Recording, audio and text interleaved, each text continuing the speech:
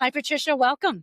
Thank you so much for having me. Patricia Lightboard from Kenria, and you are the Director of Policy for British Columbia. Yes, that's right. I started in May, Well, yes. and Kenria has been active in the BC market for about a year. Yeah. And it's a really exciting time to be in the BC market, I would say. Well, why is that? How so?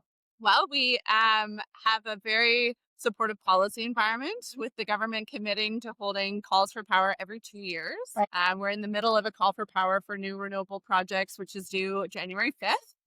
So lots of activity there. And the previous round of projects that were announced are starting to move towards construction. Right. Go, go, go. I bet. Now, but there's so much industry that's in British Columbia. I mean, you have the LNG up north. You have also a lot of projects in the Kamloops and Kelowna area, solar and wind. So it's a very diverse province. This is true. Yeah, I mean, BC has a long history of resource development. And we see renewables as one of the largest untapped sources of renewable resources in the province. So the new growth in industry, both from just population growth as well as economic development, means that demand for new renewable energy projects is only going to keep growing. Yeah. The utility is projecting a 15% growth in electricity demand by 2030. So that means it's really all hands on deck. That's it, because BC is a very the province is very spread out, but there's a lot of mountains. A lot of mountains in the way there. This is true. So how does that present itself? Does it present some challenges and some hurdles there on the policy side? It's a great question. Since the last time that BC built big wind projects, which was around 10 or 15 years ago, the technology has changed significantly. The equipment is double in size. And so you're right, getting those turbines and towers from ports through bridges across roads up into the mountains is a pretty significant logistical challenge. But luckily at Kenria, we have experience from across Canada that we can bring to the BC market for how to overcome some of those transportation bottlenecks and challenges.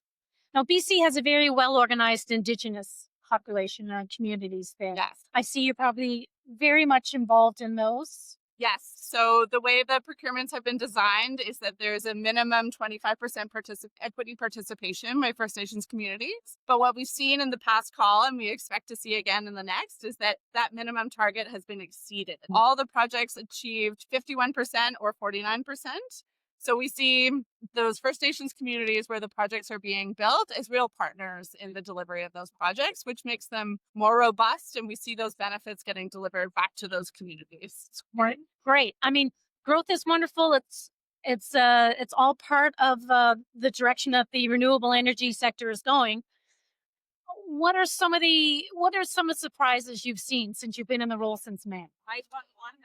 Well, I mean, I guess one of the challenges or surprises is that I'm very excited about the BC market, but as you know, there's a lot of activity happening in other markets across Canada too. So I know that the community here at the conference, it's like, where do we go? Is it BC? Is it Quebec? Is it Ontario? How do we, focus our efforts? Right. So I'm surprised that everyone doesn't want to just focus on the BC market, but I know that there's a lot going on in other markets as well. Yeah, exactly. Because being from Nova Scotia, there's a lot of offshore wind that's planned and so on.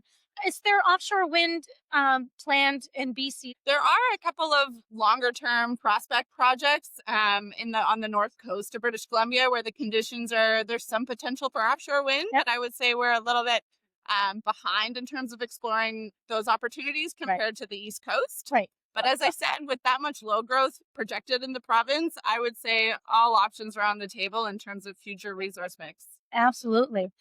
So for someone who's looking at coming to this conference next year, what advice would you give them? Well, to come. I would say that there isn't another conference like this in Canada that brings together the renewable energy industry into one place. And it's not just developers, it's all companies from across the supply chain, as well as policymakers, utilities, decision makers at all levels of government. And it's just the level of energy here in terms of making those connections, opening up new market opportunities. This is the only event that really offers that. Excellent. Thanks for your time today, Patricia. Thanks for having me. Great to back to beautiful British Columbia.